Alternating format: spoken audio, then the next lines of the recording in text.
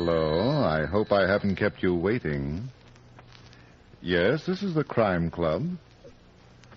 I'm the librarian. Silent Witnesses. Yes, we have that Crime Club book for you. Come right over.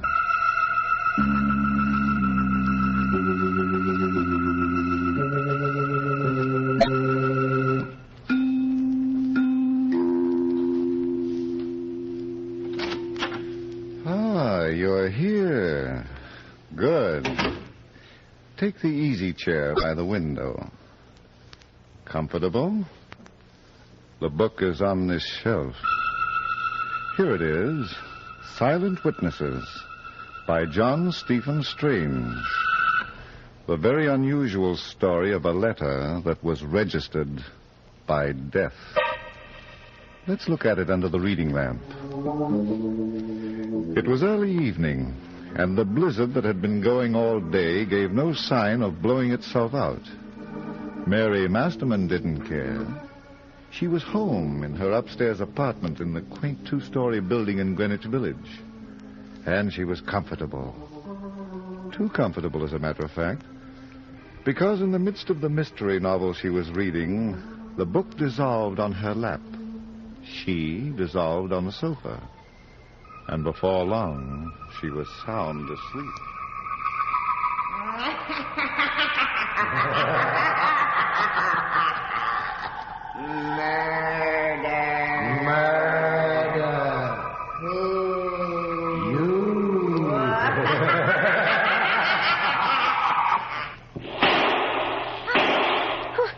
What was that?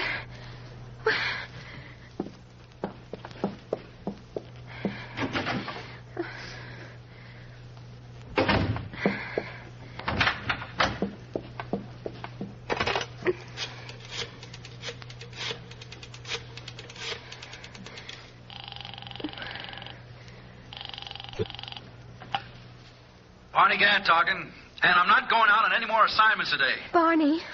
Oh, it's you, Mary. I thought it was my city editor blowing the bugle again.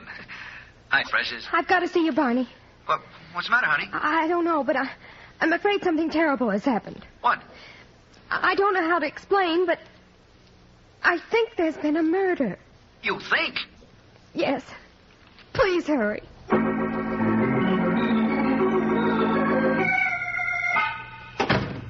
Where's the corpse, Mary? Corpse, dear? Well, you said something about a murder, didn't you? Yes. Well, where is it? Barney, are you going to be mad at me?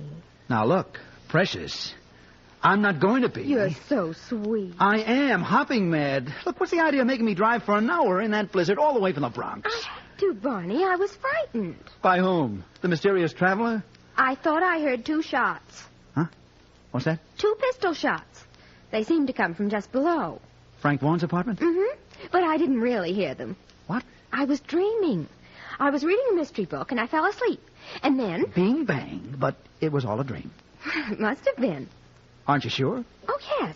After I phoned you, I decided not to be a scary Mary, so I went down to Frank Vaughan's apartment. And there he was. Oh, how'd you do? And how are you? Oh, don't be silly. I didn't go in. Of course not. Why visit a live lawyer? I didn't even see him. Huh? I listened at his door, and I was satisfied. He was moving around the apartment.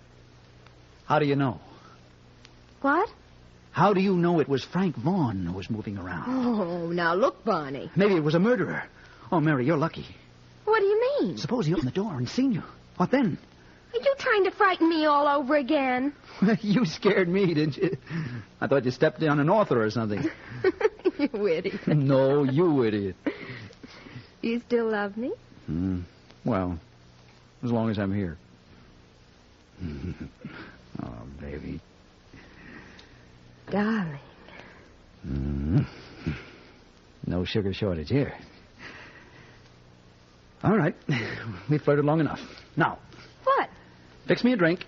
Then we'll go downstairs and tell Frank Vaughan about your dream. It ought to kill him for sure.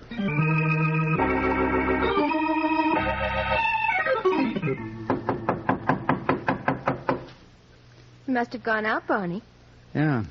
He's even crazier than I am. What are you doing? See? Barney. Am I surprised? Does he always keep his door unlocked? Well, how would I know? I didn't say you should, Mary. Then why did you ask? Just because Frank and I are the only tenants in this house doesn't mean... Look out for that table. I see it. Ooh. Imagine Frank keeping that window open as though it was summer. I better close it. No, let's go back upstairs. Wait a minute. We've got no right to be here. Frank isn't home, and besides, I'm cold. Mary, you said you heard 2 shots. Oh, not that again. I told you I was dreaming. You weren't. What? That's right, honey. Look at that wall. A hole. The kind a bullet makes. Where's my penknife? What are you going to do? Dig, baby. But you can't. Who says so? Now listen, Barn. Oh, What's the matter?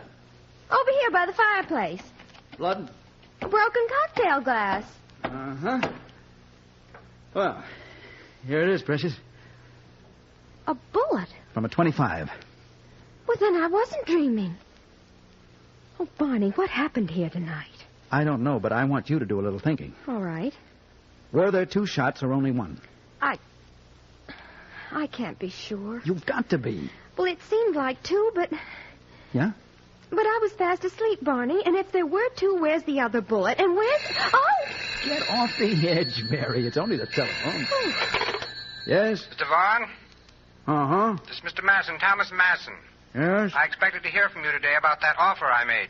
Oh, did you? Now, see here, Mr. Vaughn, I think I've been very generous. You know my stepsister Hilda hasn't got a case against me. She can't possibly break Aunt Helen's last will and testament. It's bona fide. Then why bother to make offers? As I told you the other day, I don't want the unpleasantness of a trial in court. And I'm not going to give Hilda the satisfaction of a cash settlement out of court. I'd rather do business with you, privately. Yes. Now, think it over. And you don't earn $100,000 every day. Goodbye. Ouch. Did you hear that, Mary? I don't believe it, Barney. You mean the 100,000? I don't believe Frank Vaughn would sell out a client. He hasn't done it yet, precious. He wouldn't even think of it.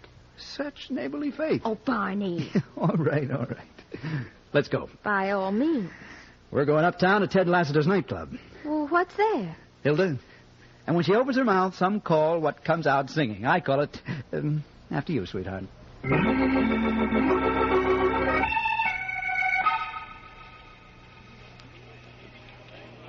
You see Hilda around? No, but I see Ted Lassiter. Where? That corner table. Oh, yeah. Forward, march.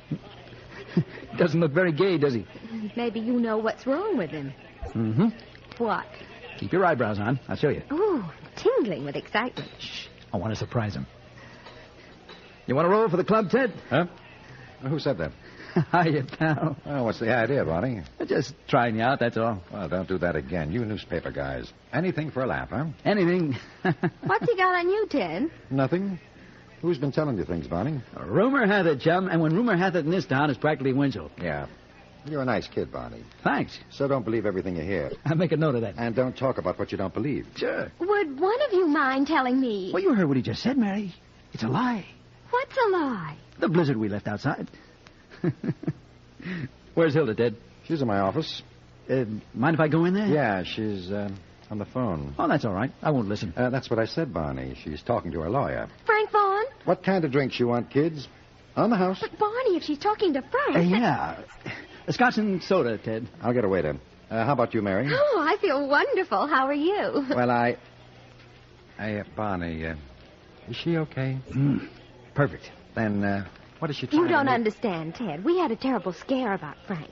You see, I was home alone, and around 7 o'clock I thought I heard 2 shots in Frank's apartment. You, what? But it wasn't 2 shots. It was only 1 shot.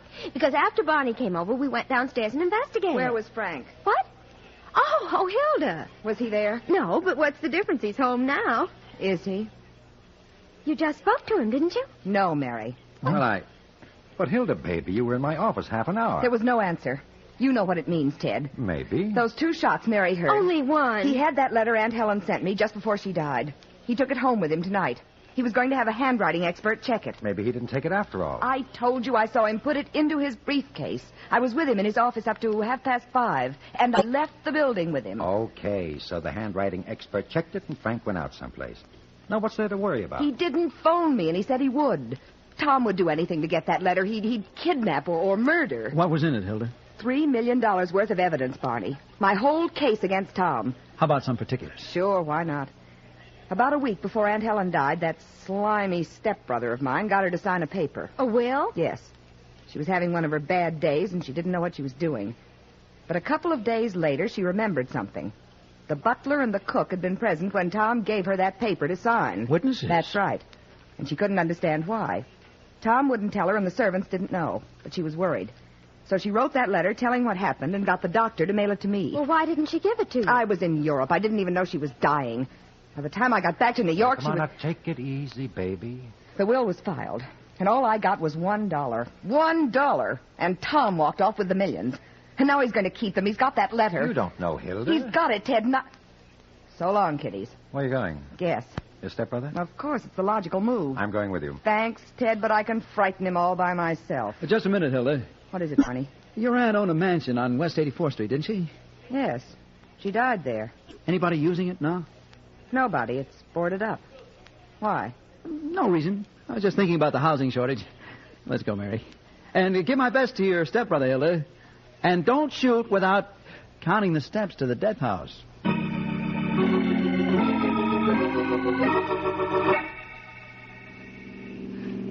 You're absolutely crazy, Barney. Oh, Mary, you say the nicest things. You'd have to be to believe that Frank's hiding out in that house. I didn't say I believe it, did I? Then why are we going there? To do a routine check. Look, Precious, there's something rotten in this state of Masson versus Masson, and it might be Frank Vaughan. You're crazy. Well, okay by me, but where's Frank? I don't know. He might be dead. He might be. Who killed him? Tom Masson? Just like that, huh? Well, he had to get that letter, Barney, or lose $3 million. There was only one shot, Precious, and we found the bullet in the wall. I'm not so sure about that now. Huh? The more I think of it, the more I... Of course, I was asleep. But, darling, even so, would I hear 2 shots if there'd only been one? Well, And that broken cocktail glass and the missing bullet, what do they mean? Those silent witnesses that something dreadful might have happened. Oh, Barney, I don't feel good about it. That's why we got to keep looking for Frank Vaughan. All right, but why in that house? Because it's boarded up and out of circulation. If Tom Masson killed Frank, it'd be an ideal place to park the body. But if he didn't... Yes. He'd want people to think that Frank had disappeared. But if he didn't, Mary... Step on the gas, Barney. We've got to hurry. I hope you're not disappointed. What was that? Hallelujah. And on a night like this... Reach into that glove compartment, Mary, and hand me my flashlight, please. A blowout? In more ways than one. Oh. Well... By the way, Barney... Yes, my adorable one. Why didn't you tell Hilda about that phone call Tom made? Is that all you got to offer, Precious? I just happened to think of it. Well, if it'll keep you comfortable, darling, it was because she already had murder in her heart, and I didn't want to put it in her hands.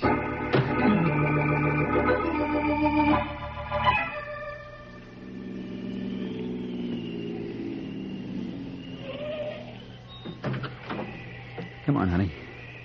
Here's something we didn't think of, Barney. How do we get into a house that's boarded up? That's easy. Show me a keyhole, and I'll show you a way to get in. And there it is, the front door. No boards. I still don't see how you're going to do it. Live and learn, honey. And there's so much to do with both. Watch now. I take this pass key, pass it into the keyhole, give a turn like this, and presto. Oh, full of tricks, aren't you? You can get into a lot of trouble doing such things. Not such things, honey. Come on. Let's get out of the store. Oh, hand me my flashlight. Thanks. It's nice and warm in here. Yeah. Almost as though it were being lived in. That does smell like coal heat, doesn't it? Uh-huh. Let's look around. That room over there first. That should be the living room. I'm beginning not to like this very much, Barney. Oh, you'll get over it. Just as soon as we... Ah, it is the living room. Mm-hmm. So this is how the 10% live. When they're living. Okay. Let's try the rest of the house. Barney! Hey!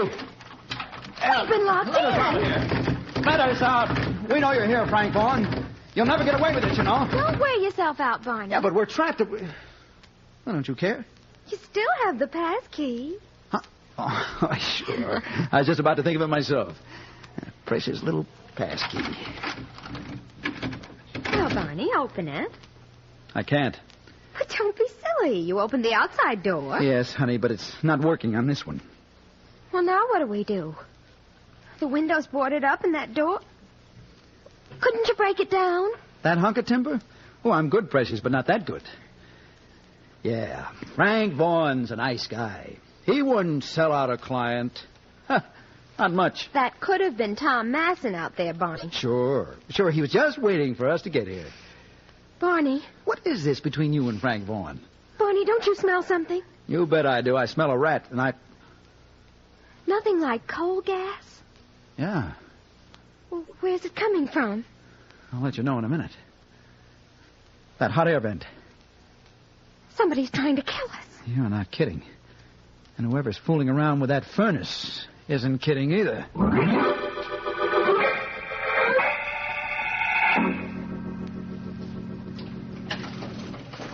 Good night, Joseph. Good night, Mr. Madison, sir. Well, Turn a corner and look what you meet. Hilda, Hello, Tom. what are you doing here? Cute, aren't you? Let's go to your apartment. I have nothing to say to you. Really? Now, look here, Hilda. After you, Tom. All right. But if you think you're going to bully me the way you've Step been... along, little man, or this gun will have something to say to you.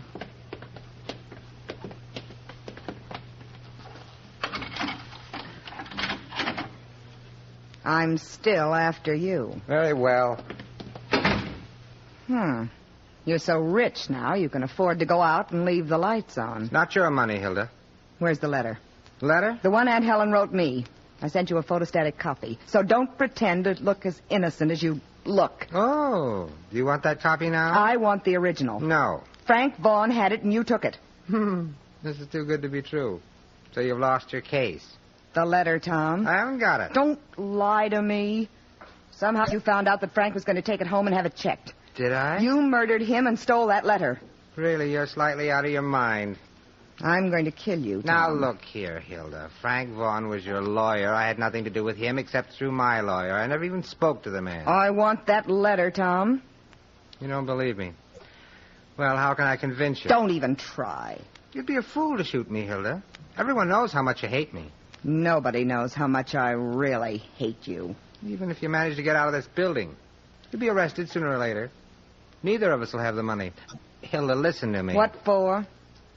I'll make a deal with you. Give you $100,000. Of my money? Aunt Helen left it to me. It's in her will. Who do you think you're kidding? I don't care about that letter. You can't prove that Aunt Helen wrote it. No? Is that why you killed Frank Vaughan? I didn't. Didn't even know he was dead. Oh, a snake can take lessons from you. I'll give you $250,000. All I want's the letter. But I told you... And I told you I don't believe it. Well? All right. Where is it? I'll get it for you. Let's have a drink first. What for? To celebrate your victory. Won't take a minute. What would you like? Nothing. From you. Oh, come now, Hilda. How about some brandy and something? Now, you give me that gun. I'll give it to you. It's very foolish, Hilda. What will the neighbors think? Oh, my wrist. That's better. Now, Hilda, you want to know about a letter? I haven't got it. And I'm awfully sorry I had to ruin that beautifully made-up face of yours.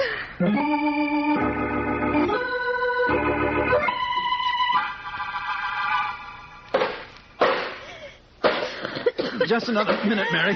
I'll have the boards off the window. Well, hurry, Barney. That coal gas. Oh, there's some air coming in the window. It's a good thing you thought of that. Fireplace, great. Oh, what a weapon. There. We're through. Oh. Come on, now, let's get out of here. Oh, you don't have to ask me twice. Oh, did you ever see such a lovely blizzard? Up to it, kid. We got a lot of work to do. Oh, no. No, don't tell me we're going back into that house the front way. Not this team. There won't be anybody here to go back for. What do you mean? Whoever tried to kill us is far, far away by now. You didn't say it was Frank Vaughan, Barney. No? I must be sleeping. You wouldn't be changing your mind about him, would you? Oh, look, honey, right now I'm too tired to change anything. What's the matter? Let's get back to Frank's apartment and see if he's taken anything for a change.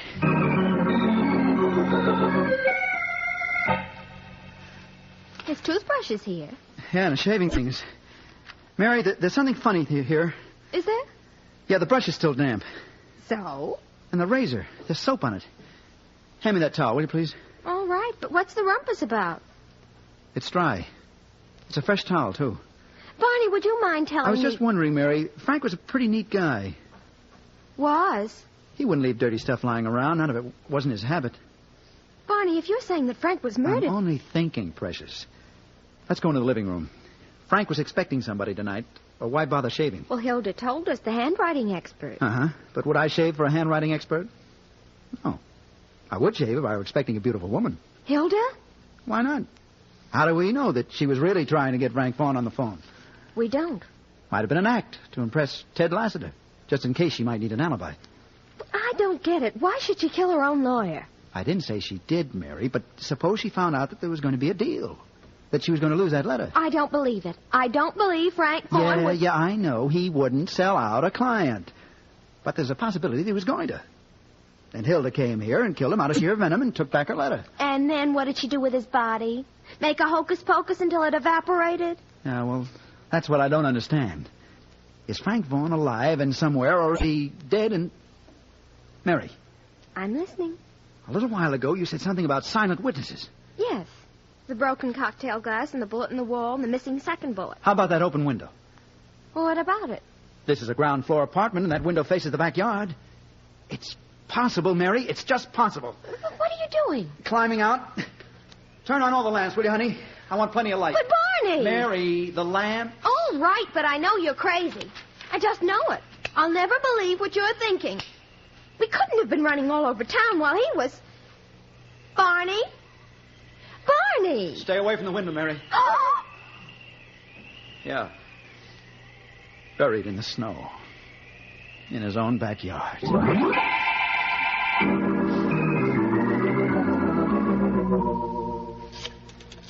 But, Barney, of all the places to leave it... Maybe that... In snow. Well, maybe that's all the killer needed. But in a couple of weeks... Somebody had to make it look as though Frank had disappeared. Somebody who had a lot to do in a little time. Shh. Hello? Oh, hello, Mr. Thomas Manson. Yes. This is Frank Vaughn. What? I decided to make that deal with you. Come down to my apartment and bring that... But, Mr. Vaughn, I You still don't want that letter, understand. don't you? Well, certainly, but I... All right, then. Bring the money. $100,000. That was the price, wasn't it? Well, Have you changed your mind? I don't know what to say. But if you wish to talk to me, I'll pay you a visit. I'll be there in an hour. Thank you. Goodbye.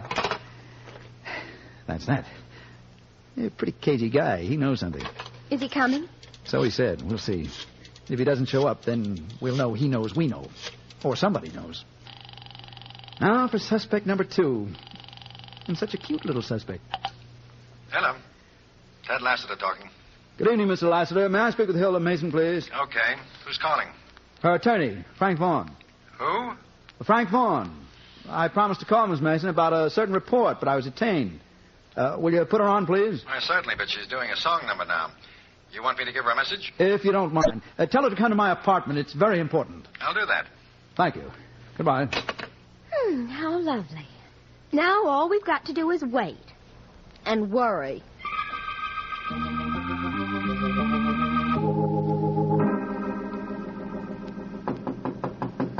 You stay here in the kitchen, Mary. But why, Barney? You said the killer wouldn't come. I've been fooled before, and I don't want you... Will you do as I say, please? I can't keep our visitor waiting. All right, but you're cheating. Be right with you. Sorry to have kept you... Hello, Barney. Ted. You thought you fooled me, didn't you? You ought to take lessons in voice disguise. Ted Lassiter. Back away from that door, pal. Sure, but you don't have to point that gun right at me. I can have just as much respect for it if it were looking somewhere else. Yeah? Where's the girl? Mary? She's upstairs in her apartment. You don't say. She was very tired, and tomorrow is just another working day, you know. You don't mind if I look around, do you? How can I mind? But she wouldn't be in that kitchen. She got a kitchen of her own upstairs. And it's very, very cute. Yeah. Well, I'll have to go up there and see it sometime. Okay, I'll search the rest of the apartment when I get through with you. Well, sit down, Barney. Do I have to? Well, I want you to be comfortable. You're a pal. You tipped me off to things before the cops find out. How do you know the cops didn't find out? Where are they, Barney? Oh, well, Hey. They'd be all over the place if they knew, and they aren't. They're not even hiding. All right, Ted. You're going to kill me. You were a nice guy, Barney. Wait. Every dying man is allowed one last request. Will you tell me... Why did I kill Frank Vaughn? No, I just figured that out for myself. Yeah? Well, that's good. You dropped $50,000 in a dice game. The boys gave you 30 days to pay up, but they wanted collateral. You got a nose for news, Barney. It's too bad it's going to be cold.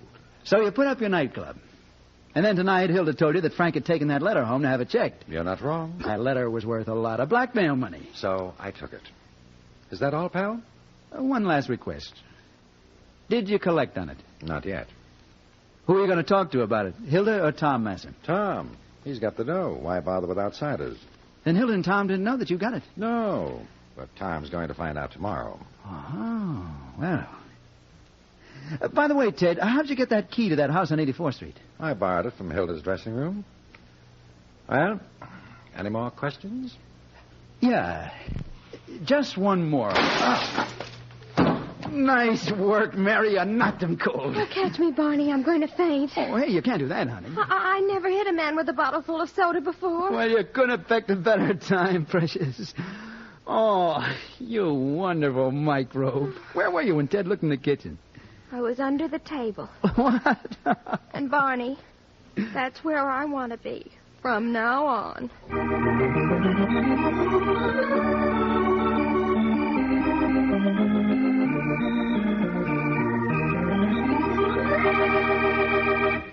And so closes tonight's Crime Club book, Silent Witnesses, based on a story by John Stephen Strange. Stedman Coles did the radio adaptation. Roger Bauer produced and directed. Chet Stratton played Barney Gant. Sharita Bauer was Mary Masterman. Arthur Vinton was Ted Lassiter. Julie Stevens was Hilda Masson. And Ted Osborne played Tom Masson. Oh, I beg your pardon. Hello. I hope I haven't kept you waiting. Yes, this is the Crime Club. I'm the librarian. Yes, come over a week from tonight. Good. We have a very exciting story of a ghost that haunted like murder. It's called The Sun is a Witness by Aaron Mark Stein. In the meantime? Well, in the meantime, there's a new Crime Club book available this week and every week at bookstores everywhere. Yes, it's available now. Fine. And we look for you next week. Oh, yes. Do you know any young American who doesn't like to play ball and take hikes in the woods with a gang? Sure, they all like it. But what about the youngster in his wheelchair? He'd like it most of all. But it's not for him. He needs special teachers, medical care, and a camp planned for disabled kids, if he's to have his chance to grow into a useful citizen. You can give him this chance through Easter seals sent to you by your neighbors during the month before Easter. It's new life and hope for disabled children. Don't forget them. Don't neglect them. Buy and use Easter seals.